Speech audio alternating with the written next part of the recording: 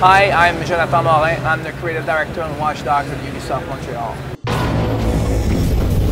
I think that what I want people to take away from it is that Watchdog is a fresh experience. You know, like a lot of people are exploring next gen in different ways. For us, I mean, of course, graphics, realization, those kind of things, it's not that they're not important. We have pretty awesome graphics in the game and we have great artists to push them through. But pretty much collectively in the team, everyone agrees that you need to bring new game dynamics to the table. It has nothing to do necessarily with a machine or with capacity technologically. I think players want a new element. They want new ways of playing. So if players can get out there and say, I've never been able to interact in an open world that way before, and understand that they can use that layered on top of anything they can do in a game, then I think we've achieved what we wanted to achieve, which is to say that we have something new and fresh for them to explore that will feel like nothing they've played before. We really want to make sure that when we say everybody is connected in our game, it needs to mean the player as well, and every player out there. So, like, basically what we're able to do is you could be playing alone in a session, right? Every time you play and you're online, you're in a session alone. And what we can do is, as you're playing the open world, like accepting like quests and stuff like that, or any kind of activities, in the same format, you can end up in an activity where we're going to dynamically merge you with a session of another player. And suddenly you're there and you need to observe someone else. And you might know he's a player, and in playtests actually sometime, and really often players are like, they finish it and they're like, so when you think about it, it's like, oh, the AI was awesome. That was not an AI, that was another player. And like, what? It's impossible. Because they don't see any loading screen, they don't see any pop-up, anything, it just happens. And once we're done, we can dynamically separate them again. So we have a bunch of systems in place to make sure that those things don't encourage players to shoot each other, and quite the contrary, create new kind of experiences between two human beings. And more importantly, let the player control his flow regarding that, right? Like, so if you get invaded once, then there's a firewall there. The player cannot come right now afterwards, so you can have a break until you're really getting into it and start invading everybody else. Now you're going to break that firewall for yourself.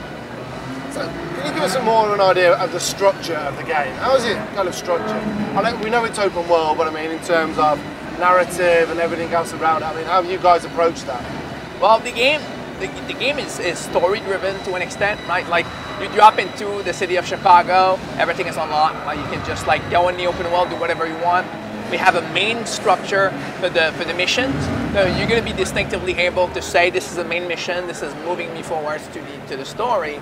And then you can do those like and race through them if you want.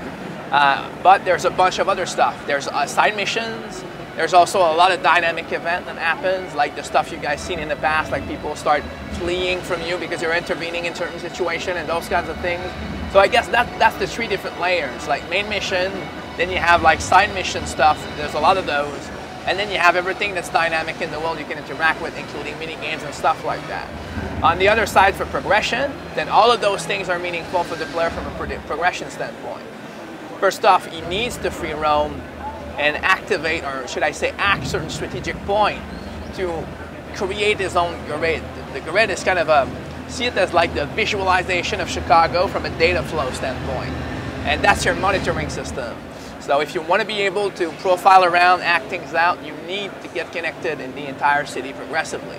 And on the other axis, you need to get into the tech tree, use your tech point that you get as you progress in the game, and choose which tool that you want to unlock first and upgrade first. So it pretty much is a little RPG element to this, all like connectivity progression in there. So why Chicago? Oh, a lot of reasons actually. Chicago is a very special city. Like, it's a city that defines itself through its crisis, right? Like it has it had a big fire that burned almost all the buildings, like, which made them create new buildings. Sometimes buildings are half built from the past and then the rest is super modern. So this single event brought a lot of know-how in architecture, and it brought also a very varied set of pieces that you can see visually in the city. So it's very rich for the eye, and that's one reason definitely we wanted to have it. It's an extremely dense environment. So like it's a city that always challenges itself to do something differently. Sometimes it's good, sometimes people could argue it's a bad idea. But what I like about it is because, like they survived, like for example, like Al Capone, and then created new police forces to fix the problem. That becomes a legacy of it. So they're very proud of seeing that all their ideas that fix very fundamental problem in their city have become part of their ecosystem.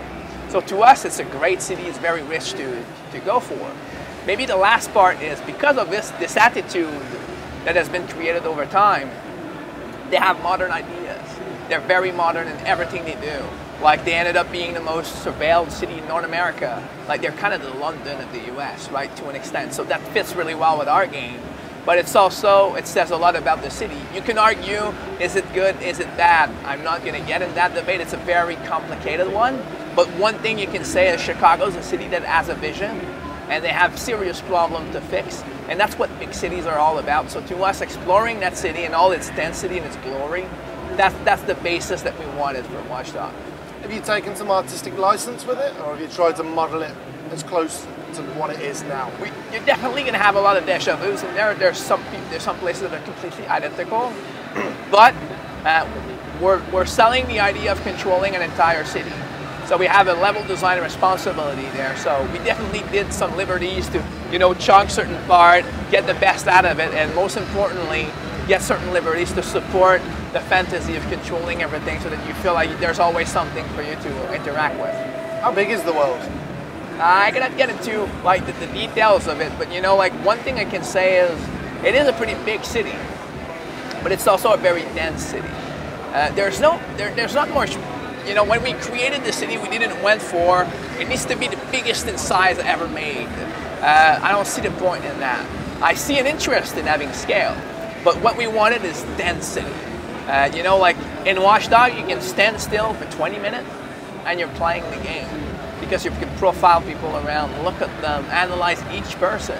And the game will suck you into a foot chase, into a tailing, into a car chase. It's going to escalate to something epic just by itself.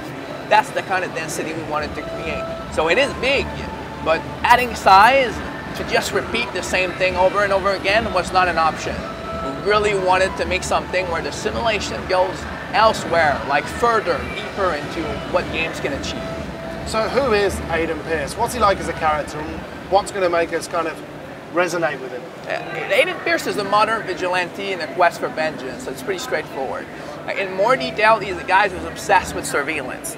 Something bad happened to his family, kind of a retaliation hit for something he did in the past. He's a guy who was born in violence and he regrets all of that. He never forgave himself for that. So now he's in a situation where his situation with his family is kind of complicated. He loved them very much, but he's overprotecting, and sometimes they push back saying, just relax. So in order to satisfy his need, he ends up like monitoring them 24/7 without them knowing, just to make sure nothing happens. So he's a bit paranoid. But when things start showing that Aiden was not that crazy and things start getting ugly, then the player will go from that little obsession of monitoring a house to a district to an entire city to solve the problem.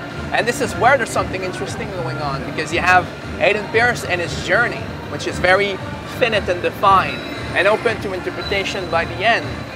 But at the same time, you have the player that true Aiden Pearce gets all those powers.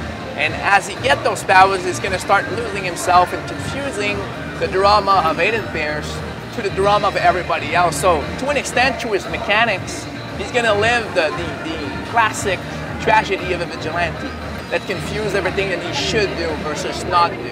And I think that's what's interesting about it. So hacking's obviously a very big part of the game.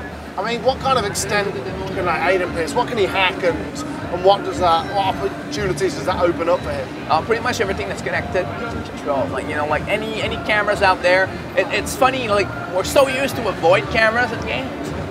Him is his friend. He can use them to scout around. He goes from camera to camera. He can act from them. So he can stand still and just do a bunch of very sophisticated stuff at the same time.